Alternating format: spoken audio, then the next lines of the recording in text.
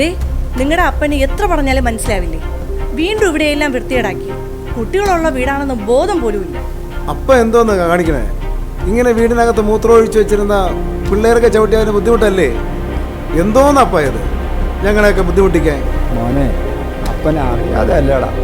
ഒരിക്കലത്തേക്കും എൻ്റെ മോനങ്ങ് ക്ഷമിക്കും. അപ്പൻ ഇനി ഇങ്ങനൊന്നും വരാതെ അപ്പൻ ശ്രദ്ധിച്ചോളാം. ഇത് ഇന്നും ഇന്നലെയും തുടങ്ങിയതൊന്നും അല്ലല്ലോ. നിങ്ങളുടെ അപ്പന്റെ കൂടി വിഴുപ്പ് ചുമക്കാനൊന്നും എനിക്ക് പറ്റില്ല. നീ കൂടുതലൊന്നും സംസാരിക്കണ്ട. അപ്പന്റെ കാര്യം എന്ത് ചെയ്യണമെന്ന് എനിക്കറിയാം. ഇതിന് ഇന്ന് തന്നെ ഒരു തീരുമാനം ഉണ്ടാക്കാം.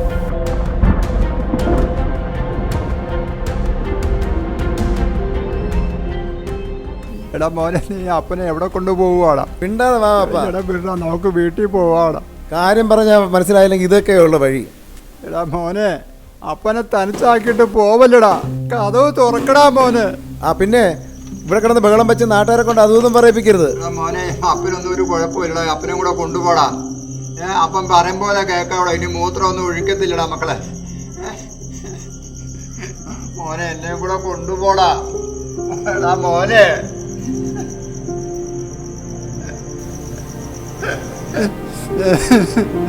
എടാ മോനെ, എന്നെ കൂടെ കൊണ്ടുപോടാ. ഞാൻ ഇനി മൂത്രം ഒന്നും ഒഴിക്കത്തില്ലടാ മോനെ. എന്നോട് ഒറ്റയ്ക്കാക്കല്ലടാ. ചിന്നു, എന്നെ തനിച്ചാക്കിയിട്ട് എല്ലാവരും പോയി. ചിന്നു, എന്നെ തനിച്ചാക്കിയിട്ട് എല്ലാവരും പോയി. ചിന്നു,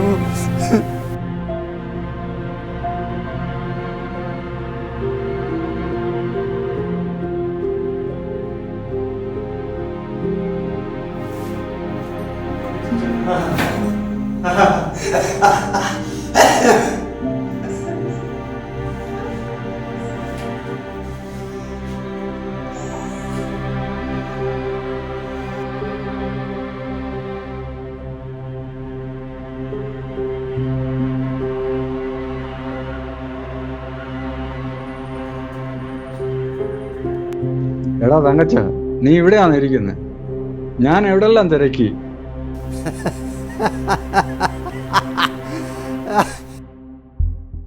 നീ എന്തിനാടാ വന്നേ? നീ എന്തിനു വന്നു? എനിക്കാരുമില്ല. നീ ഇത് കണ്ടോ? എൻ്റെ മക്കൾ എനിക്ക് സമ്മാനിച്ചതാണ്. എൻ്റെ മക്കൾക്ക് പണം മാത്രം മതി. നീ പോ. നീ പോ. ഞാനെന്നാ പോവാ. നീ പോ.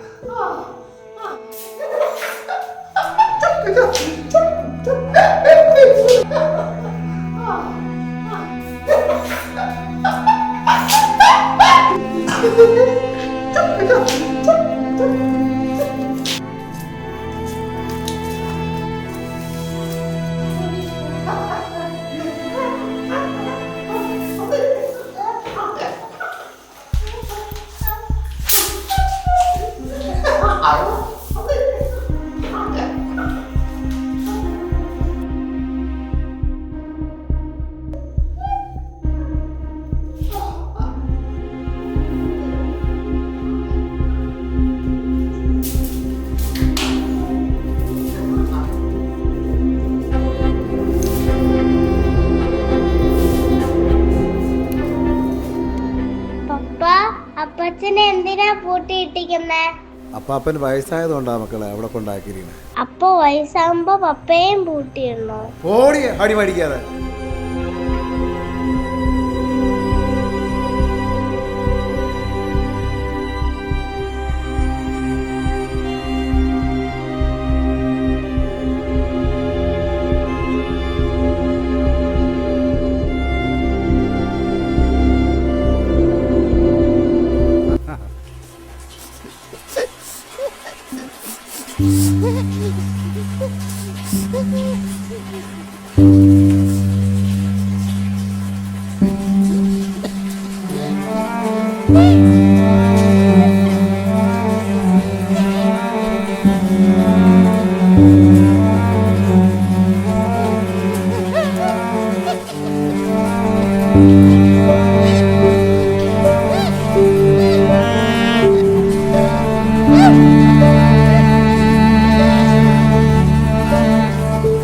അപ്പൻ്റെ ഓർമ്മ നശിക്കുന്നതിന് മുമ്പ് സ്വത്തുക്കൾ എഴുതി വാങ്ങിച്ചത് നന്നായി.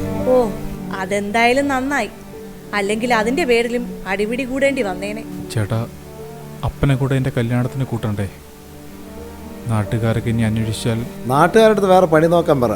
ഇപ്പം തന്നെ 100 കൂട്ടം പ്രശ്നങ്ങളുണ്ട്. നീ ഇതിനെക്കുറിച്ചൊന്നും ചിന്തിക്കാതെ ബാക്കി കാര്യങ്ങളൊക്കെ നീ നോക്ക്.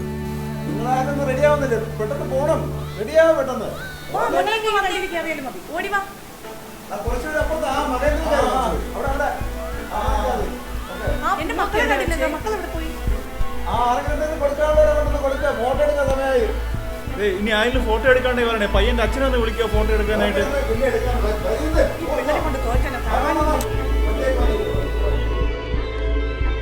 അനിയൻകുട്ടൻ്റെ കല്യാണത്തിന് ബാക്കി വന്ന ചോറാണിത്. ഇതാ ഇതൊക്കെ കഴിക്കും.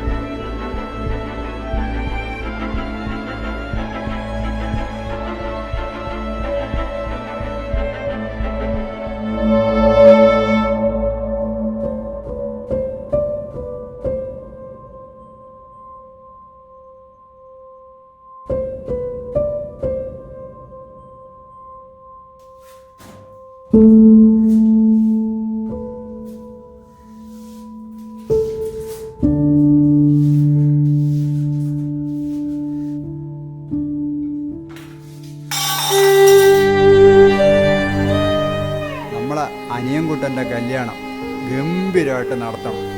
നല്ല ഭക്ഷണം കൊടുക്കണം. വരുന്നവർ മനസ്സ് നിറഞ്ഞ് സന്തോഷത്തോടെ പോകണം. ചിന്നു, ചിന്നു, എൻ്റെ മോൻ്റെ കല്യാണത്തിൻ്റെ ഒരു പിടി ചോറ് നീ കഴിക്കും.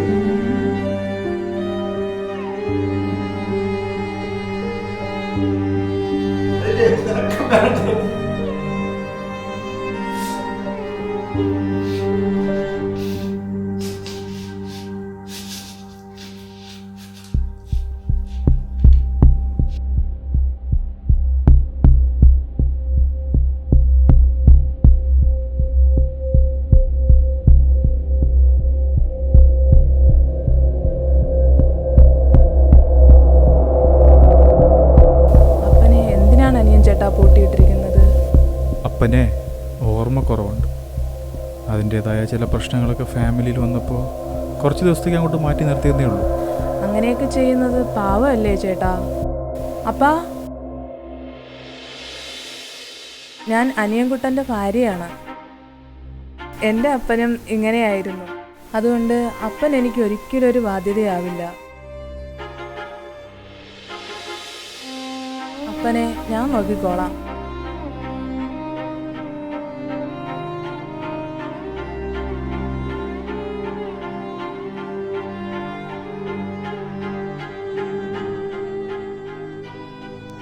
ചേട്ടാ, ഞാൻ അപ്പനെ പോയി കണ്ടിരുന്നു.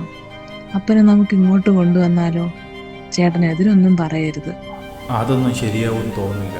എല്ലാവർക്കും അതൊക്കെ ഒരു ബുദ്ധിമുട്ടാവും. ഞാൻ നോക്കിക്കോളാം അപ്പനെ. അങ്ങനെയാണെങ്കിൽ നമുക്ക് നോക്കാം.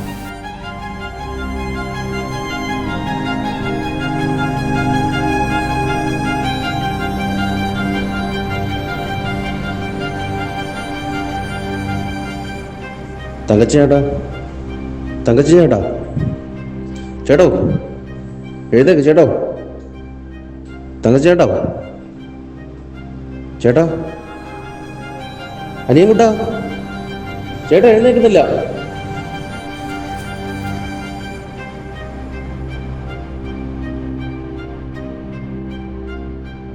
ജീവിതത്തിന്റെ നല്ല പങ്കും കുടുംബത്തിനും മക്കൾക്കും വേണ്ടി അധ്വാനിച്ച മാതാപിതാക്കളെ വാർദ്ധക്യം ശിരസിൽ കയറുമ്പോൾ വലിച്ചെറിയുന്ന മക്കളെ ഓർക്കുക, നിങ്ങളും ഒരു നാൾ